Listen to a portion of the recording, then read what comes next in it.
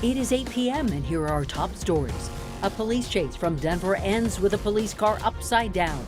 Denver 7 CB Cotton is live with what led up to this moment. Car thieves running rampant in the metro with little to no accountability. I'm not a legal expert, but when someone steals something of yours, it's theft. One victim able to find his stolen truck, but still searching for its precious cargo. At this point, no, I don't have a lot of faith. I really don't. A hot chicken heist hits an Englewood restaurant. For the family-owned business, $2,000, it's a lot of money. And they're not alone in a bigger trend of burglaries. If he gets away this time, there's a chance tomorrow he's gonna go to our neighbors and rob them. Plus, Denver considers pay as you throw. We're charging residents for the behavior that we're looking for. We break down the plan that'll make recycling really pay off. Sustainability is something that we should all strive for. And good evening, and thank you for watching Denver 7 News on Local 3. I'm Ann Trujillo. I'm Danny New. A police chase late this afternoon ended with the Denver police cruiser flipped on its roof. This video from Air Tracker 7 is near the intersection of Raleigh and Tennessee, just east of Sheridan. And we're told 2 officers were taken to the hospital. And Denver 7 CB Cotton is joining us live from the scene. And CB, what can you tell us? And Danny, the scene actually just cleared a few moments ago, but it all happened right here behind me. The good news out of this very scary situation this afternoon is that the 2 officers who were in that cruiser, they are expected to be okay. As for the car they were in, it's definitely either totaled or going to need some repairs. I want to show you that cruiser in the video we shot earlier. Denver police say this all started with a shooting that happened just before 5:30 this afternoon. They say officers investigating that shooting, they spotted the suspect's car and started chasing it. As officers tried to stop the car, one of their cruisers rolled in the area of South Tennyson Street and West Tennessee Avenue. Shortly after this, police then took the suspect into custody. Neighbors, they spoke with us and they talked to us about what they saw and heard during the police chase. They were going at least 100 miles an hour, at least. It was pretty fast, but it all happened right when they came over those dips. You could hear all the cars hit the bump, so they were going fast because you could hear that when they bottomed out. But then in that 100-foot stretch there between that and the alleyway, everything just came to kind of a weird slow motion halt. You probably noticed that we are in a residential neighborhood, and some neighbors say they do have concerns about how fast the chase was. We have asked DPD, or Denver Police I should say, for more details on their pursuit policy. I also should note that there was a person injured in that initial shooting that sparked all of this. That person is expected to be okay. Reporting live tonight, I'm CB Cotton for Denver 7 News on Local 3. CB, thank you. A former Loveland police officer will spend 5 years in prison for the violent arrest of a 73-year-old woman with dementia. This was back in 2020. Austin Hopp was sentenced in court today. He will receive 1 year credit for time served already and 3 years parole. Hopp was the responding officer who violently arrested Karen Garner. Garner's arm was broken and her shoulder dislocated. Her family received a multi-million-dollar settlement from the city of Loveland. A man is now in critical condition after being shot overnight by a deputy in Jefferson County. The Jefferson County Sheriff's Office says that the deputy was responding to a call about someone being followed in Littleton near Bowles and Wadsworth when the deputy showed up and confronted 31-year-old Mark Madera. The Sheriff's Office says that he then began attacking the deputy and pulled out a knife, which is when the deputy then fired several shots and the suspect was taken to the hospital. However, the deputy was not injured. And vehicle thefts continue to skyrocket in Colorado. Many victims feel they aren't getting justice. Mark Moynihan had his truck and everything inside stolen last month. Now the 2 accused, they're back on the streets, while Moynihan is trying to rebuild his life and business. And as he told Denver 7's Rob Harris today, he is desperate to find one lost thing in particular. This is the new addition. His name's Boomer. Boomer the dog is just one of the ways Mark Moynihan is trying to rebuild his livelihood and find some stability. Boomer's been some much-needed company. I had to buy this truck, this rare beauty, and now I've been going to pawn shops and wherever I can to buy tools. My head is reeling. It's just like there's so many things I have to do. Things to do and to replace. See, Boomer has an adopted big brother named Bunker. And his dad is hoping he's still out there somewhere. When I had pulled into the granite yard to pay for some granite that I had there, I had a brand new puppy. I left it in the front seat, and it looked at me like, "Where are you going?" And who would have thought? I walked in, He ran my credit card, I signed it, and I walked out and my truck was gone. Police say 2 people took Moynihan's truck using keys left in the glove box, driving it through Arvada and Westminster, getting into several hit-and-run crashes along the way. Eventually, their drive brought them here to the intersection of Pearl and Colfax, where police say they got into another crash, this time disabling the truck.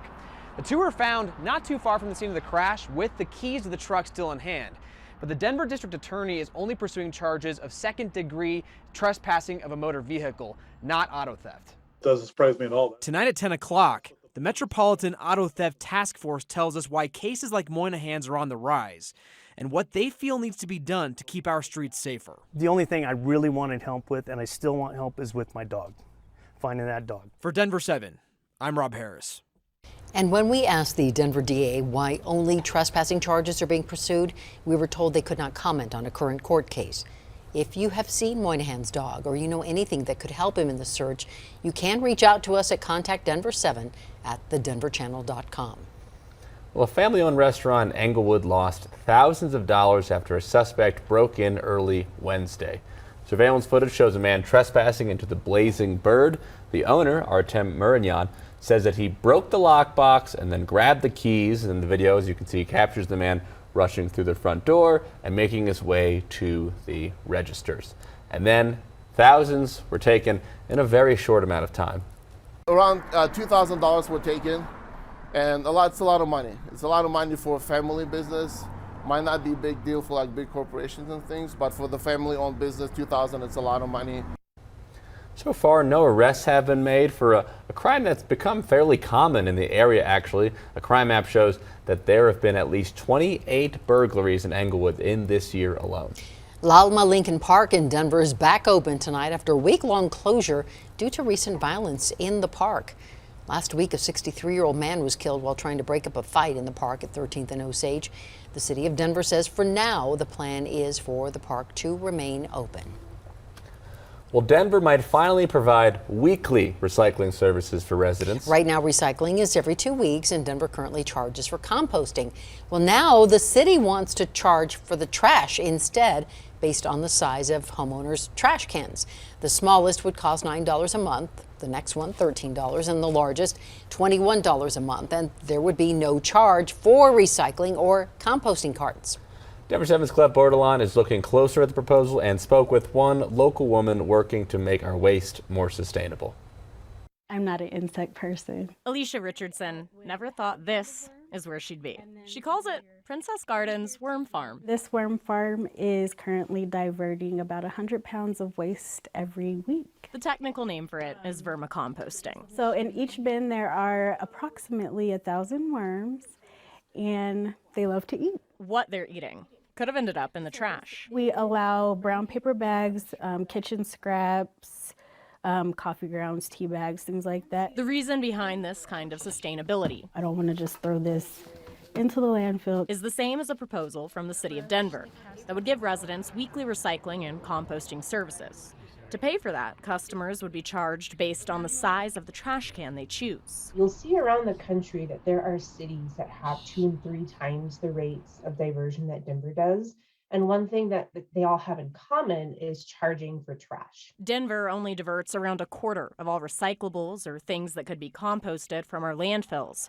We're even behind the national average, which is 34%. There is no earning money from this. The city isn't going to be making a profit. The city and county of Denver serves nearly 200,000 households, and separating out what can be composted or recycled keeps organic material out of the landfills, which creates methane, a powerful greenhouse gas. There's like a big pile of worms. But Richardson hopes efforts like this don't lose sight of the people they impact. Communities of color are probably going to be hit by this the most. If this proposal becomes a reality, there would be a discount on trash services for low-income households. Making sure that these communities have the space, have the resources to make sure that they have opportunities to be sustainable on their own. Because those who practice sustainability on a small level, they literally eat better than I do, know just how critical it is to bring the concept to every community. Colette Bordelon, Denver 7. Thank you, Colette. And now people could opt out of the composting recycling, but it wouldn't change how much they actually pay for their trash. And if this proposal is approved by City Council, the new service and fee would start by the end of the year.